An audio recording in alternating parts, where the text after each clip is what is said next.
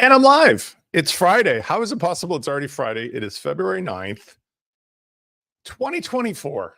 Admittedly, starting the show off rough with little Spence going, here's to water. Admittedly, I've used 2023 several times, even in my recent correspondence, but I hope you guys are all doing well. Today is an interesting topic inspired by many of you who have demonstrated a propensity for overcomplicating in a world where you will be rewarded, I assure you, by doing more with less. So let's first do my sound check because I'm solo. There it is. And I can see that I'm live. I want to say hello to everybody who's going to be joining me. Typically got about a 2-second intro and then everybody catches up. I'm watching the count. The count went up to 8 and then back down to 10 or back up to 10 and then down to 1. So I don't know if YouTube is playing games with me today. Nevertheless, today is going to be a show. I'm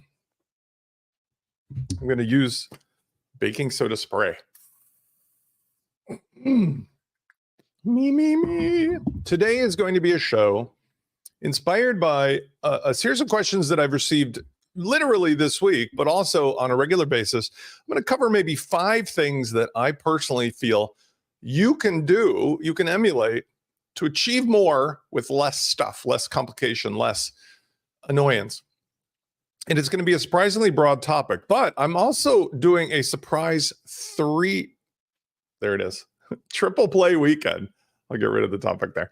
I have a triple play weekend. So I've got this show live, office hours, which is always at 10 o'clock on Friday Central Time.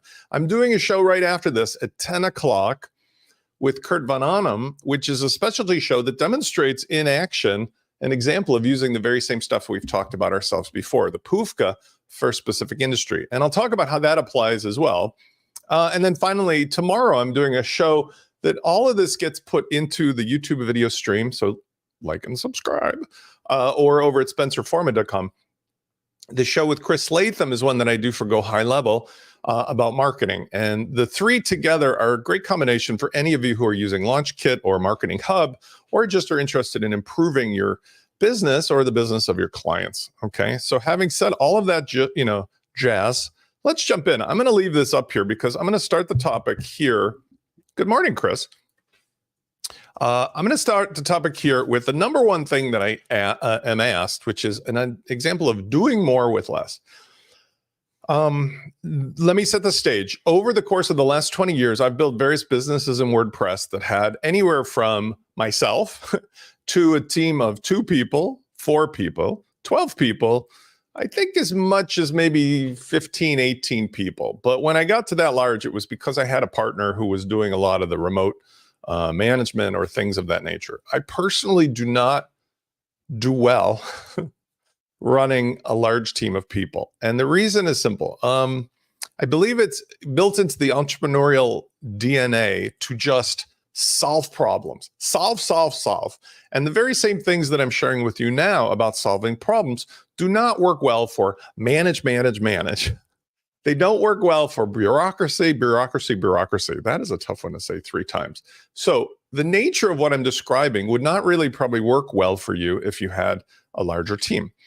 But what I'm comparing it to is the idea that when I had larger companies, I had larger teams, there was different systems and processes in play. So let's start with email communication between yourself and your customers. Now, I am often asked, in fact, probably once a day, what is the best tool for me to use to support the communications with my customers? Now, this is really dependent on the size of your team. If it is true that you have a team of 1, then your best tool, believe it or not, is email through Gmail, or not even. I'm not even going to make it a conditional. Get a Google Workspace account, not a Gmail account, but a Workspace account. I'm going to actually use a few show and tells here, and I'm going to be very prescriptive. So you know me, I'm not going to pull back. Workspace.google.com. This originally was free back in the day, kids. They actually, I remember when this came out, I think it was in the in the 1970s. I think it was on paper. No, wait, no, that's something else. It was originally offered in the mid 2000s for free. And I signed up for all my domains and it was like really awesome. Right now they charge you a reasonable amount. I think it was like $6 per user per month for the whole suite of stuff, including a custom domain based email, documents, calendar, drive, slides, apps, the whole works. So for $6 a month, you probably want to go to 12 for the extra storage and stuff. You're going to get basically everything under the sun to run your business. And the reason that this is relevant is because if you are communicating with your clients on a one-to-one basis, Gmail is bulletproof for reducing the amount of spam you get. In fact, I would say I get next to zero spam. And here's the reason why. They have 1 trillion people probably using it, and they filter messages from the spammers before you ever have to see it. Like there are so many people using it that they have literally, like, it's kind of scary, but full world coverage of all the email going around. Versus if you use your PHP, God forbid, server email or POP3 or something like that from the old days, you're going to get inundated. I still see a few AOL emails here and there and that sort of thing. So from the standpoint of email on the receiving end, as well as for communicating, you can put your domain onto this, like Spencer at spencerforeman.com, help at wplaunchify.com, help at launchflows.com. And you have a professional look, professional feel that becomes your login credentials for everything, because OpenAuth, which was the tool we were promised was going to make all of these companies work together, like log into Facebook with your Google account. While that has not quite panned out for obvious competitive reasons, it has worked out that you can use your Google login for 95% of normal websites that aren't the direct competitors of Google. And furthermore, having your own domain and space means you can create documents and spreadsheets and organize client stuff. For the $6, this is the best $6 you're ever going to spend. Now, what about communicating with your clients? Well, you know, because you've been here before, that I offer you a very simple way to have a CRM, a customer relationship manager, for things that are marketing in nature or transactional in nature or are involved in pushing somebody along their journey. But quite frankly, for normal email support, the best thing to use is just the regular old Gmail client in a browser. Not on your desktop, not on your laptop, not on your phone using a specialty client, but instead just use the browser. Why? Because then no matter where you are, on any machine, anytime, anywhere, you are in your office.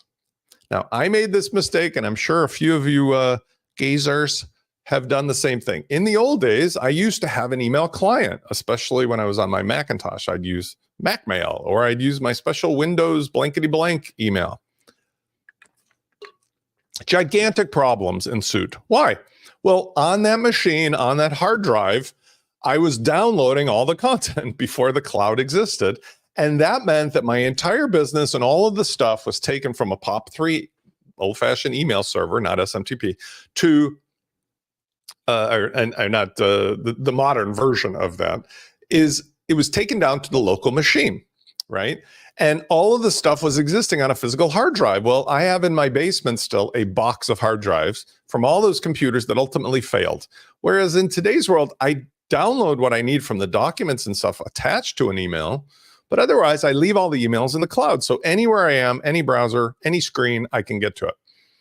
There are also a ton of free and incredibly powerful tools for managing Gmail and making it do more. So for example, if you just type things like Gmail for Teams, you will see a wealth of all kinds of tchotchkes that you can add on.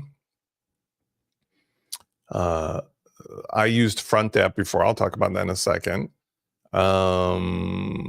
Let's do extensions.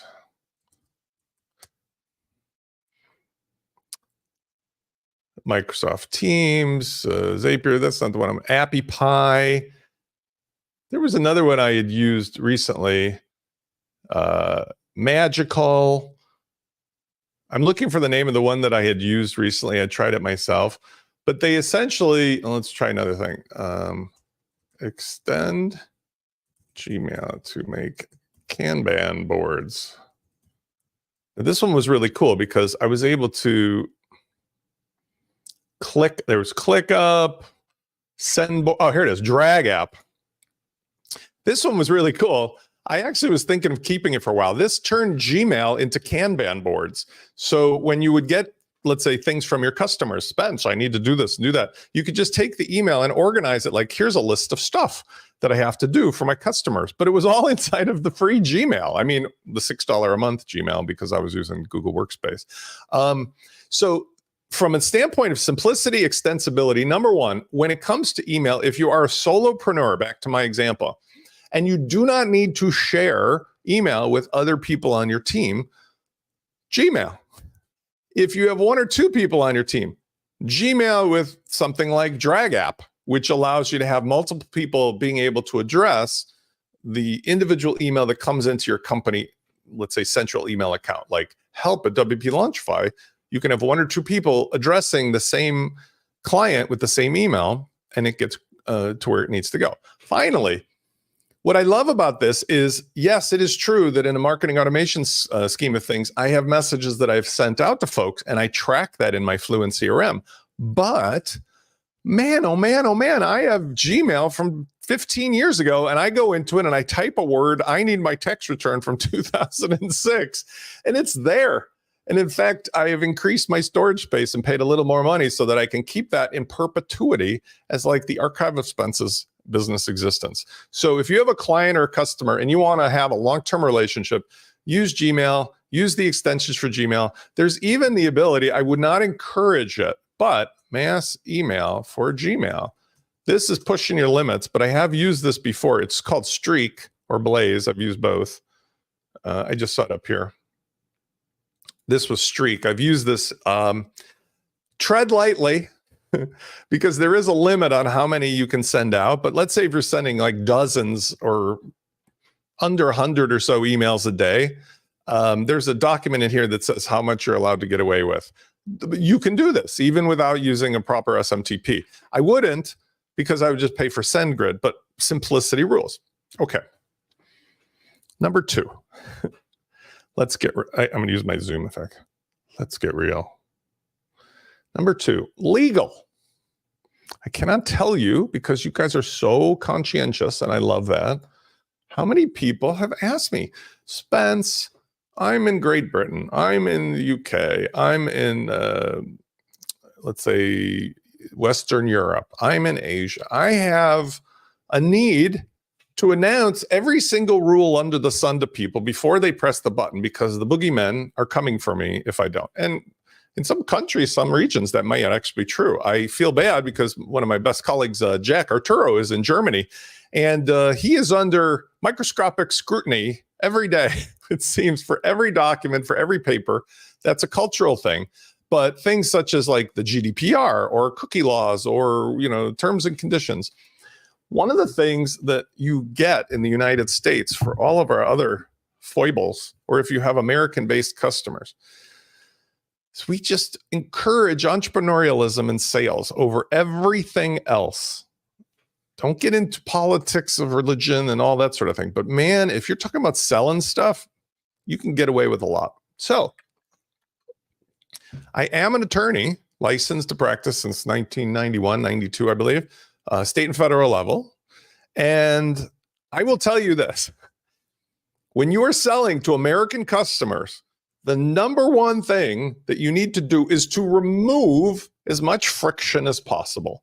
That is to say, on the checkout, you need to remove, let's go over here to my Pufka example we're going to use for today's show. You need to remove the stuff that warns people about cookies. You need to remove, I know that's going to be contrarian, the thing that says, click the checkbox to agree to our terms and conditions. You need to remove everything that gets in the way of somebody giving you their email and giving you their money fast. Here's why.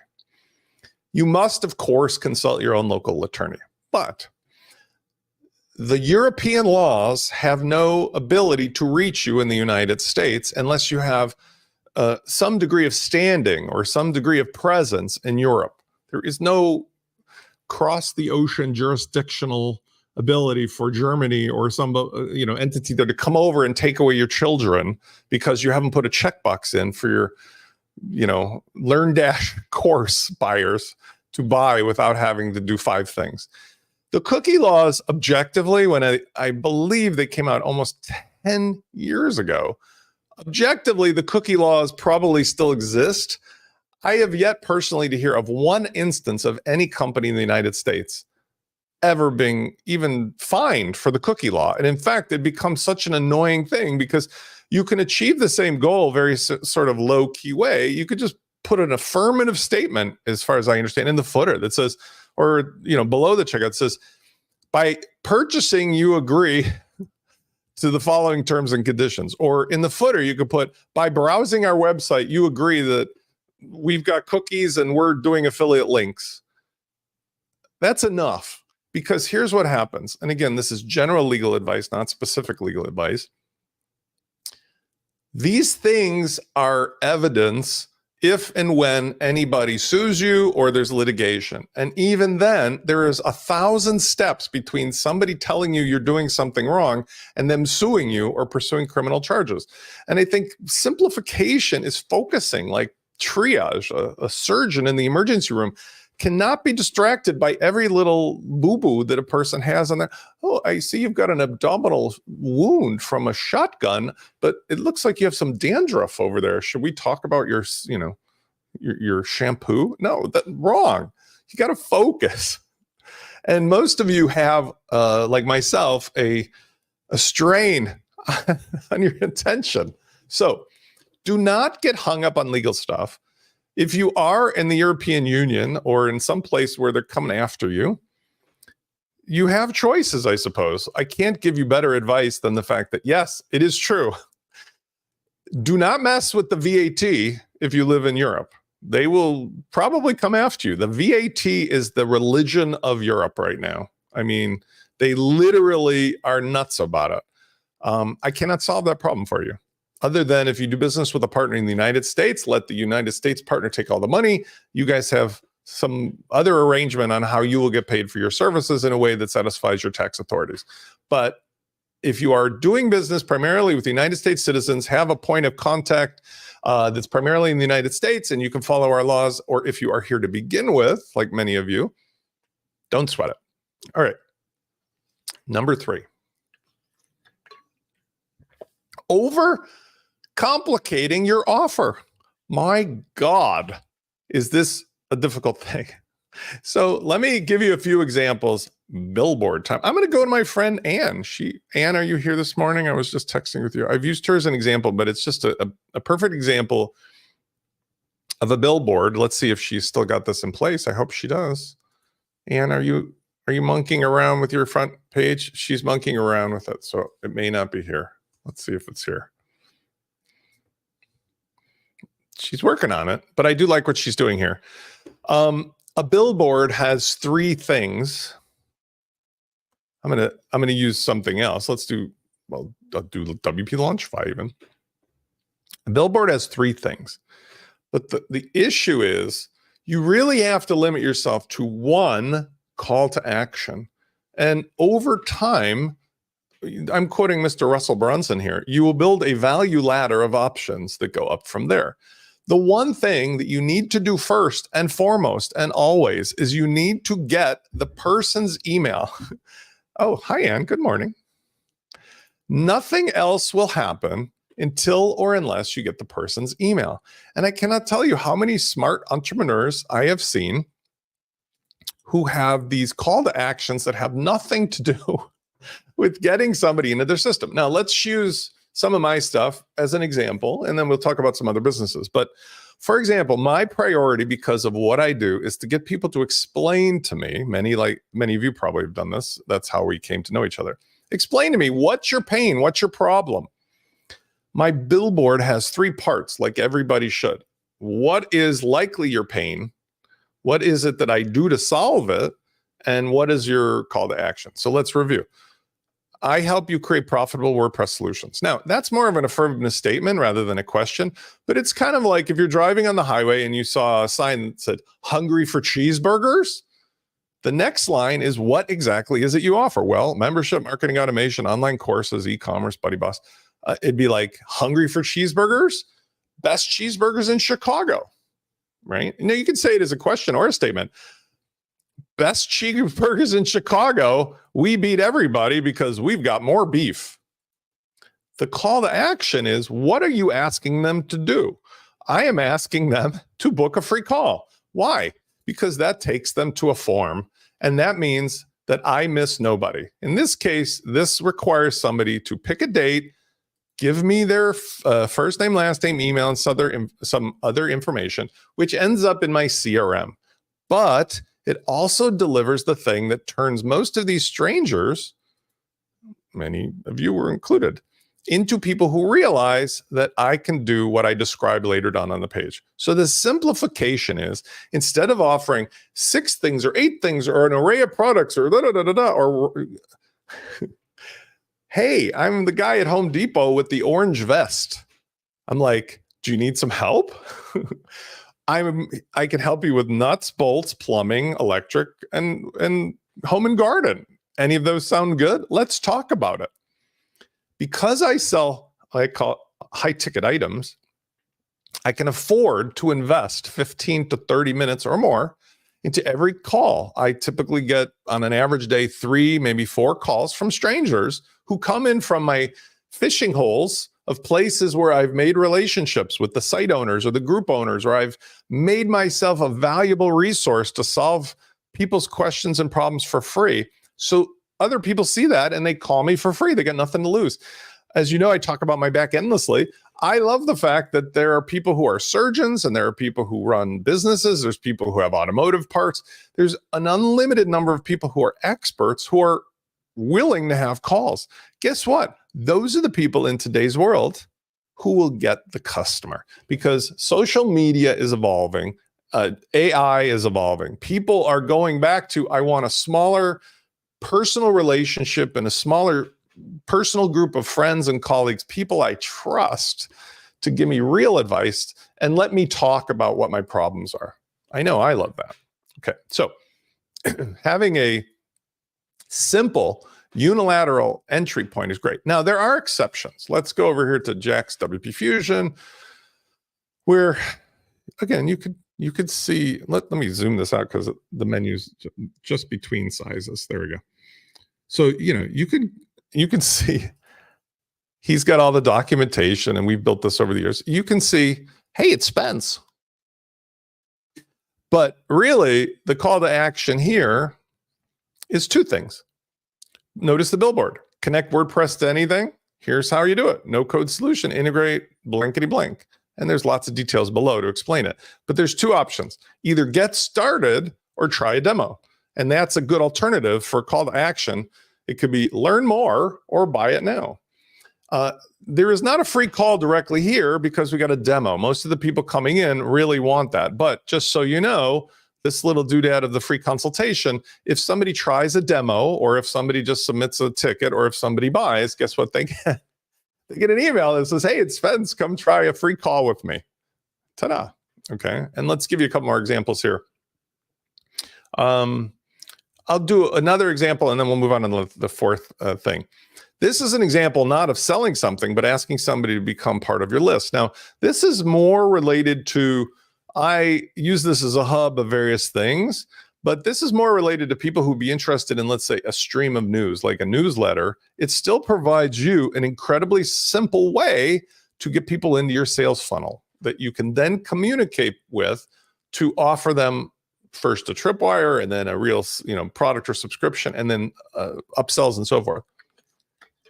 When you do this, it's a little more like advertising somebody to get a magazine subscription. Okay, so in this case, it's like, what is the thing you're going to be talking about? WordPress, strategy, and marketing. Products, training, services, expertise.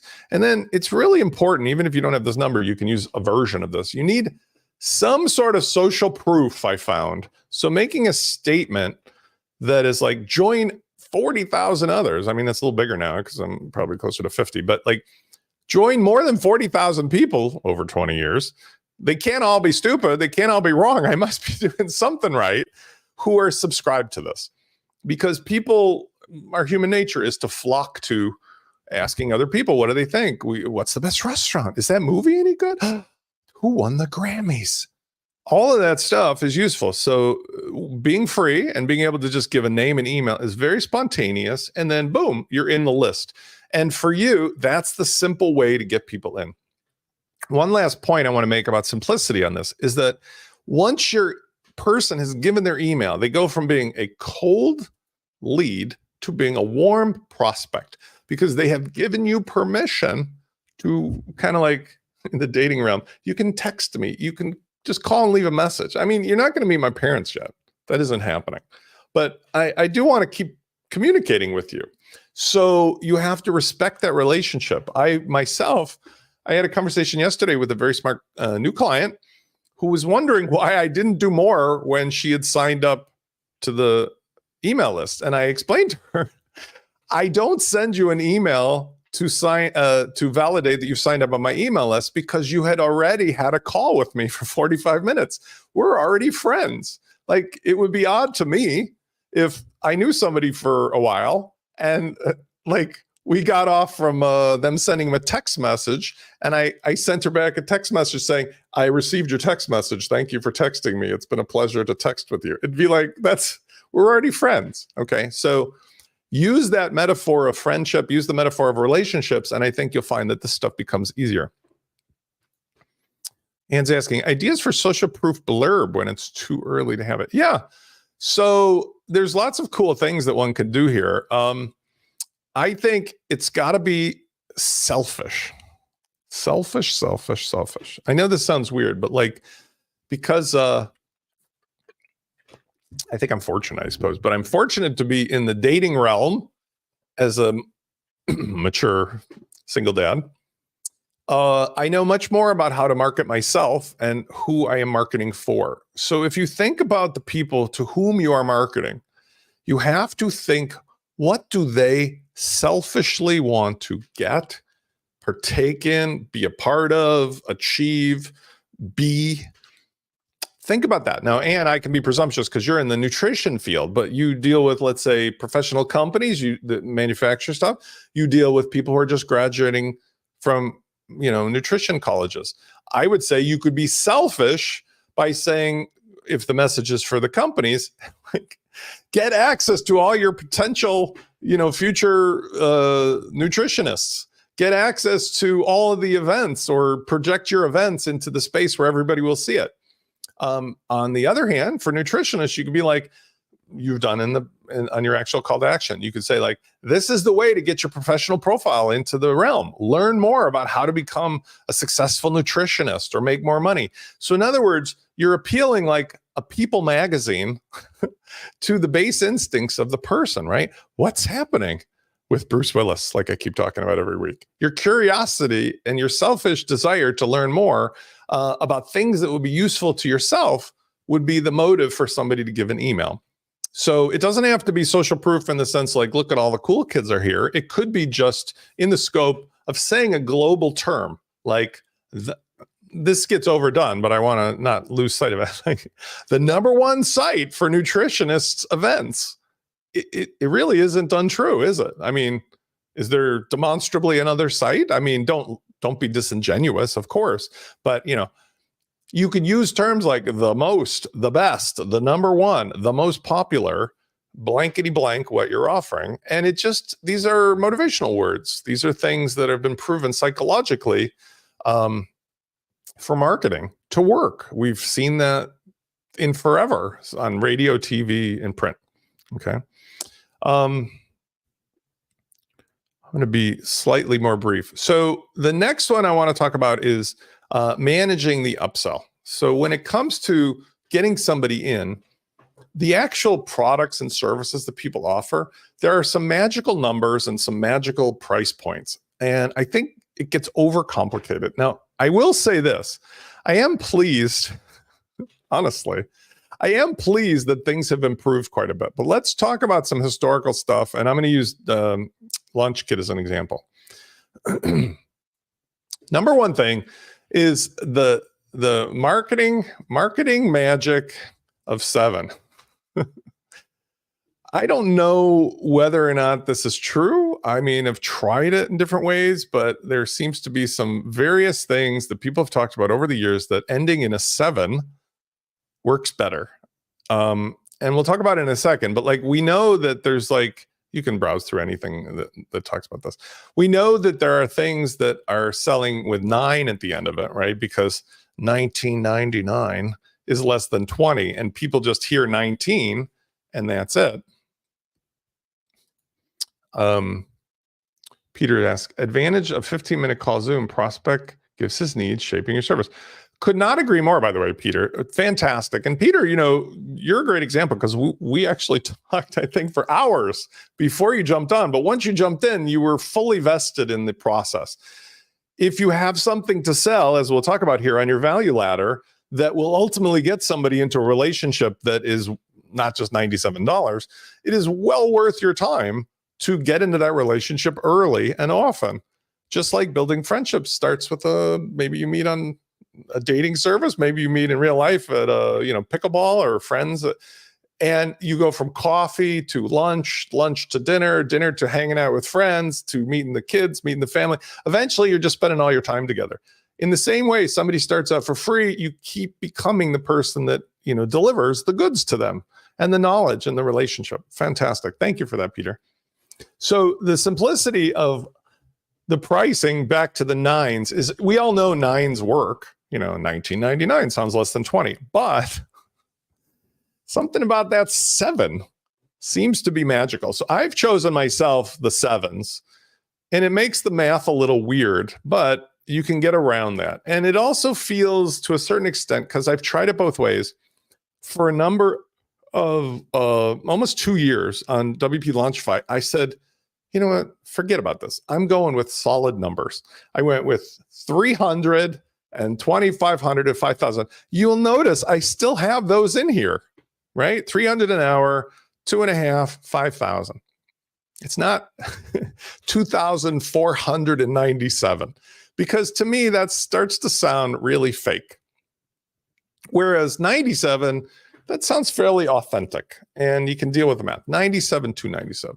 So I would suggest that you give a try to the 7s on your pricing.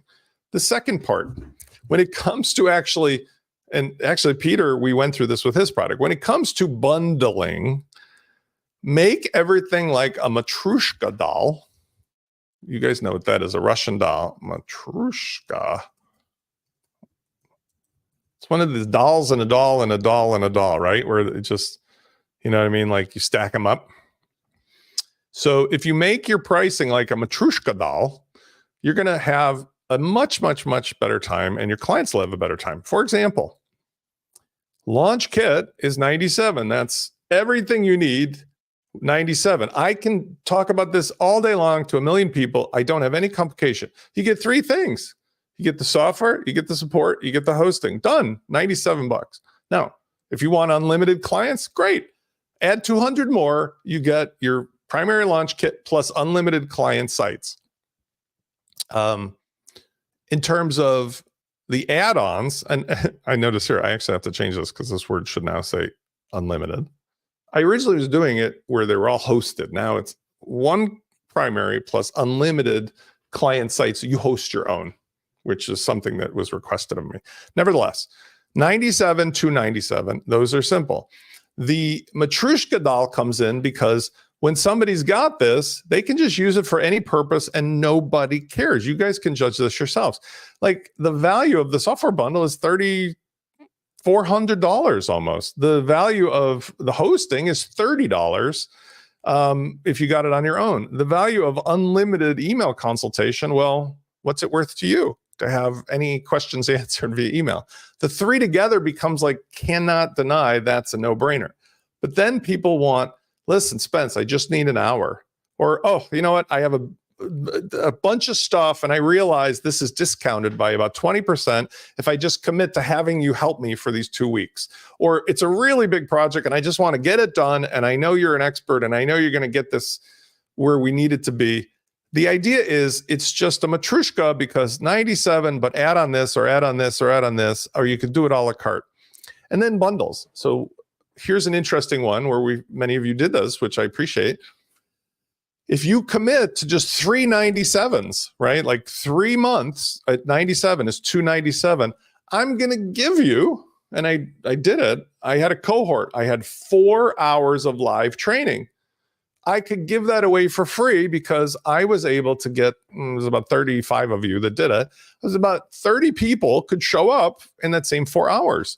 So I was able to say, look, I'm giving it away for free. I can use Peter's example. He's selling coursework. He's got, let's say, 9 courses, but they're in beginner, intermediate, advanced. He can offer the courses a la carte or a discount if you get one or the other of the bundles, or get the whole kit and caboodle for a super duper duper discount. That's a Matrushka doll. And that is a very, very simple way of doing things. I think I have time for maybe one more suggestion. And the one more suggestion has to do with, this is weird, SEO. It's completely unrelated to anything, but I just want to point it out. SEO is dead. Let's see if that's even in there. Is it? I think it is. If you search 102 million results, SEO is dead. It's dead. And I used to be on a show, Rand Fishkin was often on the WP Tonic show. I'd be always banging on Rand Fishkin. He's a leading expert in SEO. And he's moved on to other things, but he himself has admitted to a certain extent that SEO has evolved, but like, I'm going to say dead. So the question comes up all the time with the Launch Kit or the Marketing Hub.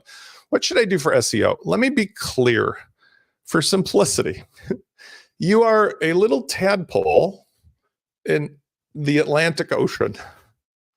Unless you have a rich uncle or are independently wealthy to spend all your money on SEO paid ads, notice if I do a search for WP Launchify,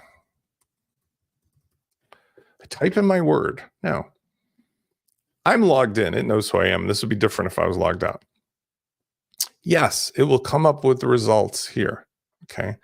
But I want you to also see, like, look at all this other nonsense going on. This is like, I own this. I typed in my exact name. I knew what it was. And there's all this other stuff. Some of it's related to me. Some of it is not. If I typed in a more generic word like best cookies in Chicago, let's see what kind of advertisements come up here. Oh, quite a bit different. There's one, I think this is 1 billion results. And look at all these sponsored. Here's sponsor. Here's a map. These are all, I assure you, ordered by how much these companies have paid, not by which is the best, because I live in Chicago and I can assure you these are not the first things I would think about if I said cookies. Then let's go down and there's some weird Reddit stuff, which I don't know why that's in there, except I believe Google has something to do with that. And then here we are, related searches, which again, more sponsored stuff, more actual saying sponsored. There's just all kinds of weird stuff.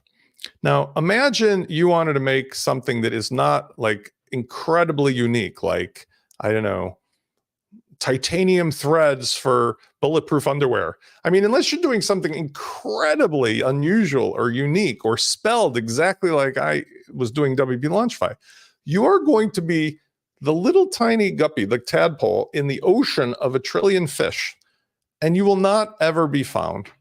On the other hand, what you can do is exactly what we've just talked about. Go find a little hole in the forest, a Facebook group, an Etsy place, a local business, somewhere where people are interacting already, that there's just a ton of people aggregating on a topic, and become the expert that helps people for free and offer them a way to talk to you for free or to give you their email so you can help them with their problem and help them with their problem. The difference between direct marketing like that and paid advertisement SEO is that you are wasting your time in 2024 because A, this is an unwinnable game. It has been for years, unless you have endless money. And B, AI has changed this because most people go over to ChatGPT and they type in something like what are the best cookies in Chicago? Use Bing, and it will search for you and come up with what it thinks are the best answers. That's how people are doing it these days.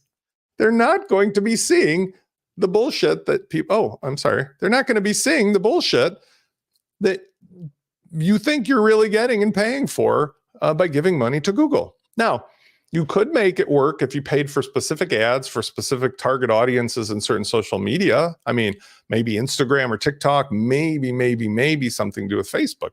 But man, oh man, why spend the money? Just spend your time on building relationships and you won't be disappointed. All right, I think it's enough. I have to rest my back. I want to say thanks to everybody. There is a follow-up if you haven't had enough of Spence. I'm doing with Kurt today. You can go to let me turn on the thing. You go to youtube.com, WP Launchify. Hey, it's Spence. Go to live. And I'm doing this. Sell anything, anytime, anywhere to your automotive service. Now, most of you are not in the automotive service business. This will not be interesting, but we're doing the POOFCA thing with specific examples. I do feel that there's a usefulness to this in the simplicity realm if you're still feeling the vibe. Otherwise, I might suggest you come back tomorrow if you want at 10:30, which is an unusual one. This is our second show. Chris Latham and I are going to do one-click sales from social media with WordPress and go high level. Even if you don't have go high level, it's useful because you could just use Fluent. But this is one of those things we're going to feature that's pretty cool about go high level with the social media interconnectivity combined with the very same one-click checkout kind of fun that we're going to be talking about here. So all of these might have some use to you. Update on my surgery before I go. I am scheduled for the 19th. I've cleared all checks. I am mentally committed that I'm either getting better, I'm getting worse, or I'm going out. And I'll have a good legacy of videos of me going out trying, but I'm pretty sure I'm going to get better. So I've cleared everything. The 19th, I'm very excited because even though I have good days, this is like dragging an anchor behind me. And I'm really excited that I've at least not wasted the time because you guys have been so supportive and given me so much motivation that I can look back and say, oh, I hope, remember when I was being dragged around by that nerve being pinched and all the rest of that stuff. I built all these things with you guys, and you guys have all succeeded. So I want to just say I am grateful infinitely to all of you, like Marie Kondo, because you definitely give me joy. And I hope that I will see you either in about 20 minutes or I will see you tomorrow. Thank you, everybody. And if you have questions, help@wplaunchify.com. I'll see you in the next video.